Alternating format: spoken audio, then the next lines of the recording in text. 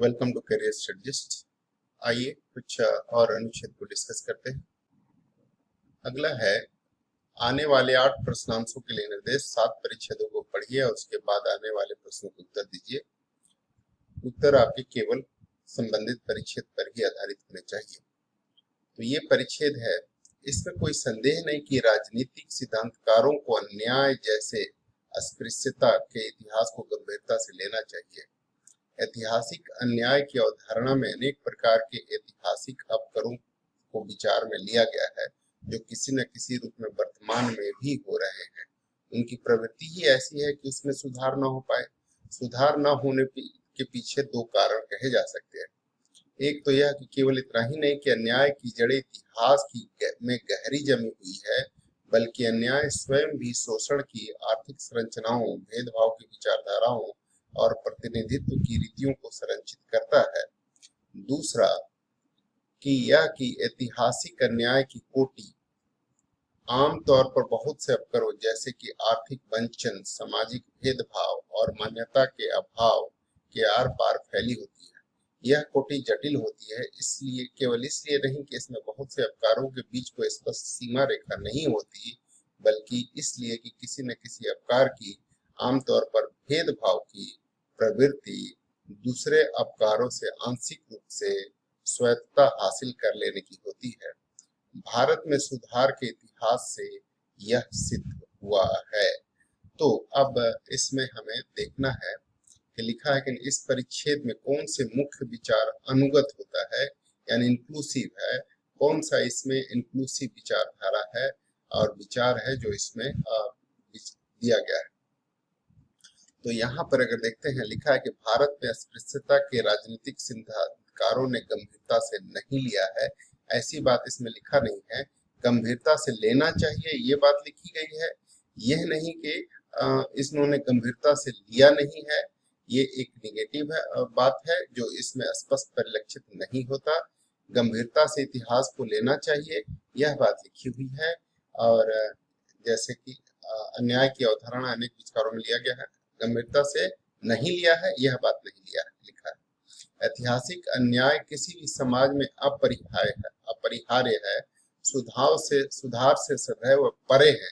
जी नहीं, लिखा है कि आमतौर पर सुधार हुई है और भारत में सुधार के इतिहास यह सिद्ध हुआ है, तो सुधार से परे है सदैव, यह बात नहीं कही जा सकती। सामाजिक भेदभाव और वंचन की जड़ें दोषपूर्ण अर्थव्यवस्थाओं में है। सामाजिक भेदभाव और वंचन की जड़ें आर्थिक वंचन, सामाजिक भेदभाव, मान्यता के अभाव के आर पार फैली होती है और यह कोटि जटिल होती है। केवल इसलिए नहीं कि इसमें बहुत से अपकारों के बीच कोई स्पष्ट सीमा रेखा नहीं होती, बल्कि किसी न किसी अपकार की, आमतौर पर भेदभाव की प्रवृत्ति दूसरे अपकारों से आंशिक रूप से स्वायत्तता हासिल कर लेने की होती है। यानी इसका मतलब ये है कि दोनों एक दूसरे से इंडिपेंडेंट होती है और ये दो सब कुछ अर्थव्यवस्था की जड़ों में है। अगर जड़ों में होती तो ये स्वायत्तता हासिल नहीं कर पाती सामाजिक भेदभाव की। इसलिए यह उतना ज्यादा अनुगत इंक्लूसिव बात नहीं है कि आर्थिक वंचन की जड़ें, बहुत सारे अपकार है इसमें, सिर्फ आर्थिक वंचन, सामाजिक भेदभाव और वंचन की जड़ें दोषपूर्ण अर्थव्यवस्थाओं में है, ऐसी बात नहीं कही जा सकती। कुछ तो विचारधारा में है, रीतियों में है ना। ये लिखा हुआ है सामाजिक भेदभाव और मान्यता के अभाव में आर पार में फैली होती है, बल्कि किसी न किसी भेदभाव की प्रवृत्ति आंशिक रूप से स्वायत्तता हासिल कर लेने के लिए है। इसमें कई सारी बातें कही गई है कि उसमें सुधार ना हो, इसकी इतिहास में जड़ें गहरी जमी हुई है, स्वयं भी आर्थिक संरचनाओं, भेदभाव की विचारधारा और प्रतिनिधित्व की रीतियों को संरक्षित करता है। अन्याय की कोटि आमतौर पर बहुत से अपकारों जैसे कि आर्थिक वंचन, सामाजिक भेदभाव और मान्यता के अभाव के आर पार फैली होती है। यह कोटि जटिल होती है, इसलिए नहीं कि इसमें बहुत से अपकारों के बीच स्पष्ट कोई सीमा रेखा नहीं होती, बल्कि किसी न किसी अपकार की, आमतौर पर भेदभाव की प्रवृत्ति एक दूसरे अपकारों से आंशिक रूप से स्वायत्तता हासिल कर लेने के लिए है। और भारत में सुधार से के इतिहास से सिद्ध हुआ है। तो ये सिर्फ दोषपूर्ण अर्थव्यवस्थाओं में है ऐसी बात नहीं है, इसमें कई सारे रीति रिवाज है और रीतियों का भी है, विचारधारा का भी है, आर्थिक संरचनाओं का भी है, स्वयं के शोषण का भी है। इसलिए एक सिर्फ इसी के बदौलत है ऐसा नहीं कहा जा सकता। ये पूर्ण रूप से सत्य नहीं है, आंशिक रूप से अनुगत होता है लेकिन पूर्ण रूप से नहीं है। ऐतिहासिक अन्याय के प्रत्येक अभिव्यक्ति का सुधार करना यदि असंभव नहीं तो कठिन अवश्य है।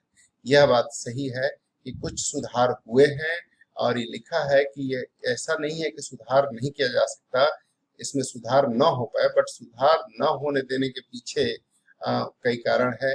इनकी एक तो प्रवृत्ति भी ऐसी है और कठिन है, लेकिन मुश्किल नहीं है क्योंकि ऑलरेडी भारत में बहुत सारे सुधार हुए हैं। तो ऐतिहासिक अन्याय की प्रत्येक अभिव्यक्ति का सुधार करना यदि असंभव नहीं तो कठिन अवश्य है, जिसके बारे में चर्चा की गई है। तो यही जो है इस प्रश्न का सही उत्तर होगा, यही इंक्लूसिव है क्योंकि इसमें सारी चर्चाएं की गई है और चर्चा इसी के इर्द गिर्द है कि कई सारी अवधारणाएं हैं अन्याय की जो कि उनकी प्रवृत्ति ऐसी है कि उसमें सुधार ना हो पाए। सुधार न होने के पीछे दो कारण बताए गए हैं, क्योंकि इसकी जड़ें इतिहास में गहरी जमी हुई है और दूसरा यह कि इसमें ऐतिहासिक अन्याय की कोटि बहुत सारे ऐसे सामाजिक भेदभाव मान्यता के आर पार है, कोटि जटिल है, इसलिए इनमें सुधार करना थोड़ा मुश्किल है। लेकिन यह असंभव नहीं है क्योंकि भारत में सुधार के इतिहास है और सुधार हुई है, इसलिए यह कठिन है लेकिन आसान नहीं है। ठीक है ना, असंभव नहीं। तो इसका डी जो है ज्यादा इंक्लूसिव स्टेटमेंट आया और डी ही इसका सही जवाब हो सकता है। ठीक है ना, तो उम्मीद है कि आप समझ गए होंगे।